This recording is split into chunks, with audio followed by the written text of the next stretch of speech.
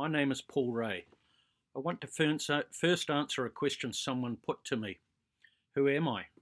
Well, I'm a nobody, really. Certainly not a politician. But I am a somebody who wants to get New Zealand onto a better track. A more free society, a society where we have rights that are not ignored. Remember at home when someone says somebody should have done this? Well, I am that somebody. I don't really want to have to do this, but if I don't, who will? I am retired and a widower. Cared for people most of my working life. I wish I could say I'm a pensioner, but the New Zealand government has cancelled that because I have been out of the country for too long. Apparently there are others in the same boat. 6 months out of the country and you have to cancel your pension or face penalties. And they are stiff. If it wasn't for COVID, I would have got back. And then along came my cancer. That's a story for another day, perhaps. I want to first bring your attention to the fact that people's rights, namely a loss of rights, have been happening all around the world. Let's talk about vaccinations for one. I am a pro-vaxxer. However, I believe it should be people's rights to choose. Some can't even take the vaccine because of health issues. But certainly no one should lose their job for not taking the vaccine. This is indeed a health issue for every nation, but no one should be extorted, blackmailed, or bullied into taking the vaccine, let alone lose their job over it. Please take a look at this YouTube.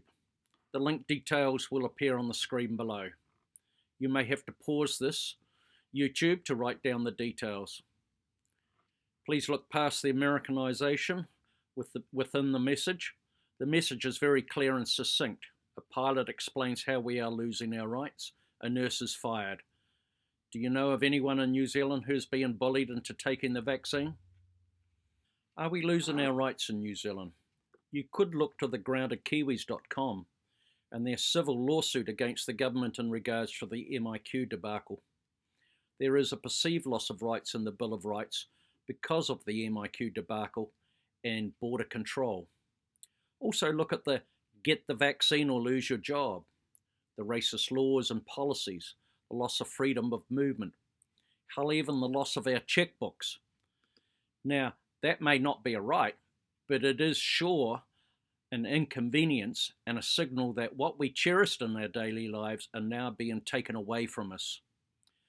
Also look to New Zealand and what has happened recently with the passing of the Counter-Terrorism Act. That act was not supported by the small parties, and for good reason.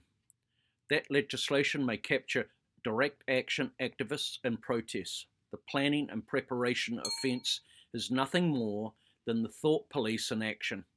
You wait and see. They will use that act to stifle actions such as mine. So if we gain traction, a move to a constitutional-based form of rights, then there will be no raids to try and gather data, no monitoring of people except under a warrant from the courts, and that will require a high threshold for the court to issue such warrant. In essence, we will seek to revisit that legislation and raise the bar so that mistakes do not happen. In fact, we will seek to remove warrantless searches from most government departments' purview. We will also remove the no-knock warrants unless authorised by the courts for life or limb circumstances. The threshold has to be high to prevent the likes of the police shooting of Paul Chase on a raid on a Petone Wellington flat in 1983. Further, the confiscation of electronic devices should only be done with a court warrant, and because it is a search, you will not have to participate in it yourself by giving any password. You should not have to self-incriminate yourself by being cooperative. You have a right to say nothing. You will be able to exercise that right. That is how we will ensure your right to privacy will be assured and not be infringed upon by some overzealous border worker or police. And with that goes the right to a freedom of speech. We will ensure everyone has the right to both speak up and say nothing. The right to say something is precious. We must be able to say things to people that they may not necessarily like to hear. That is part of a free society's right to discuss and debate issues. Provided the speech doesn't slander someone and incite violence, all speech will be protected under the Constitution I propose. With a right to free speech is also a need for a full, democratically elected government. We do not have that at this time. Only half of the members are elected to Parliament, and because of this, Miss Ardern has been free to run riot over our society and our rights. While New Zealand has been distracted with COVID and its management, Miss Ardern's attention is focused on other nefarious activities. She wants to change the name of the country to Aotearoa. She endorses the mixing of Maori words and terms with the English language. Essentially, New Zealand is bastardising our English language. She wants to bestow on all government departments a Maori name. And all of this is driving a wedge in New Zealand society and making New Zealand more racially divided than we have ever been. She is indeed a racist and supports racist laws and policies. This would require me to explain this, but for now, I think most of New Zealand is beginning to wake up to how she is wrecking our country, from racial divisions to a loss of freedoms. And that is to say nothing of the heartache she has bestowed upon both expats and New Zealanders within the country alike. I want to talk about airline refunds. For the last 2 tickets I have had, it has been the most difficult job to get a refund from the airline. The last one required a challenging the charge through my credit card company.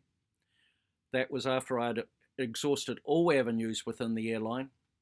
It should not be that hard to get a refund. We will bring the airline industry into a more fair and reasonable application of refunds. We will make all airline tickets refundable up to 1 week before departure. After that, 7 days prior to leaving, you may get a partial refund or a change of ticket with a fee. At any time, if the airline changes the flight or cancels the flight, you will be eligible for a full refund or another flight that suits the passenger. If stuck in a location away from your normal residence, the airline will be required to pay for your hotel and amenities until such an onward flight is taken. All refunds will have to be done within 7 days of the request. Finally, I want to address the possibility of what would happen to the Treaty of Waitangi should New Zealand move to a constitution. A constitution where everyone's rights would be guaranteed, equally and fairly. No discrimination. The first thing that might happen is that the treaty will be relegated to an historical document. For I believe it is the treaty that has led us down a racially divided country. In a free and fair society, you cannot have certain races enjoying privilege that others cannot have. The rights have to be applied equally across all New Zealanders. The treaty was signed in a time when slavery was legal, women couldn't vote, and homosexuality was illegal. We have moved on from those times. And even more so today, we need to drop the treaty in favour of a constitution where everyone's rights are both equal under the law and applied without discrimination. How do you feel about that? Please let me know at the email address you see on the screen. Now, finally, I want to ask of you to once again to subscribe and push the like button. I know most of you are not into politics. Most just want to vote on the election day. But it is important to me to see whether there is support in what I say. The subscribe and the like button are the easiest ways for you to express that. If you have an inclination, a quick email to the email seen on the screen would be helpful. Truly, I want to hear your stories and concerns. I'm also going to ask to help gather some statistics. Any story of a loved one passing overseas before they could get back, of loved ones dying in New Zealand before a relative could get back, and anyone through these lockdowns or this MIQ debacle who might have had suicide thoughts at some point of time. This information is confidential and I will not contact you back. I am just collecting data on a voluntary basis. I look forward to see you back for my next YouTube. Till then, stay safe.